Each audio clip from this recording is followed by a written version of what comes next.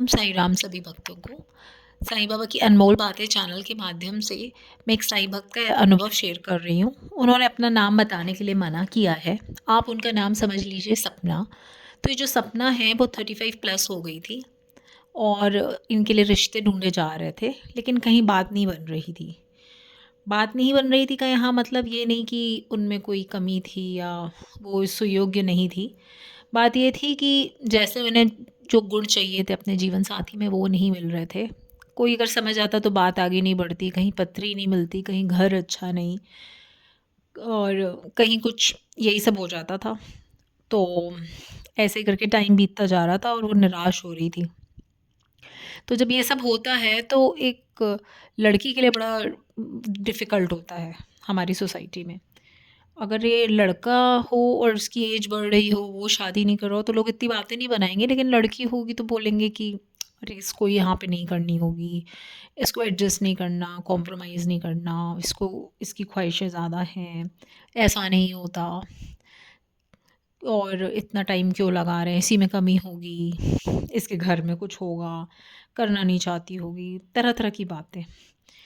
तो ना एक लड़की को बहुत मानसिक मतलब मानसिक प्रताड़ना टाइप आप कह सकते हो या इन सब चीज़ों से ना जूझना पड़ता है जब ऐसी सिचुएशन होती है, अगर उसकी शादी में डिले हो रहा हो तो उसी समय ये सुनीता दीदी के संपर्क में आई और उन्होंने इनको बाबा की भक्ति के लिए प्रेरित किया, जो कि इन्होंने पूरे मन और विश्वास से साईं बाबा की भक्ति की और कुछ टाइम बाद सुनीता दीदी ने इन्हें ग्लोबल महापरायण से ज्वाइन करा दिया। इसमें क्या होता है कि एक साथ हर थर्सडे को पूरा ग्लोबली प्रेयर करते हैं सब लोग और इसमें 2 चैप्टर्स हमेशा मिलते हैं, आपको अलॉट किए जाते हैं, आपको बस वो रीड करने होते हैं। तो इस ये पावरफुल इसलिए होता है क्योंकि एक साथ पूरा समझिए आप कंट्री में अलग-अलग जगहों से लोग प्रेयर कर रहे हैं।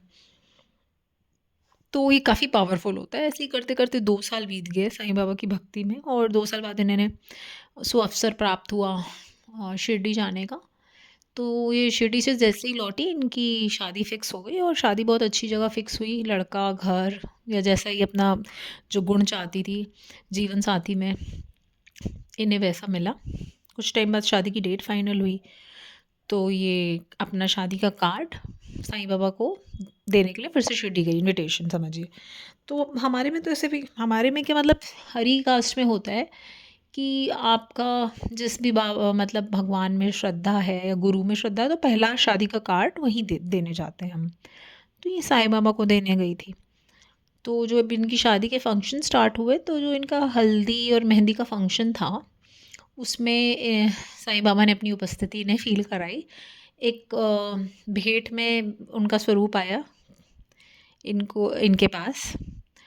तो यहाँ पे ऐसा हो गया कि भई अगर अब वो तो यही चाह रही थी, बाबा को इनवाइट करके आए थे, हर कोई यही चाहता है हमारी निर्विघ्न मतलब हमारा कार्य पूरा हो, तो ऐसे ही इनके सारे फंक्शंस और शादी बहुत अच्छे से हो गई और अब तो इनकी शादी को 1 साल से ऊपर हो गए। खुश हैं ये, इनके हस्बैंड भी बहुत अच्छे हैं और ये लोग शिरडी भी गए थे, माथा टेकने अपने हस्बैंड के साथ ही गई थी और ऐसे ही ये खुश रहें हमेशा। और बस यही कहना चाहती हूँ कि पहले हमें बाबा को जानना चाहिए, फिर मानो। पहले बाबा को जानो और फिर मानो और सबूरी रखना थोड़ा-सा कठिन है, लेकिन क्योंकि हम ह्यूमन हैं और इसी में हर कोई अटकता है मतलब श्रद्धा है लेकिन सब्र नहीं हो रहा होता।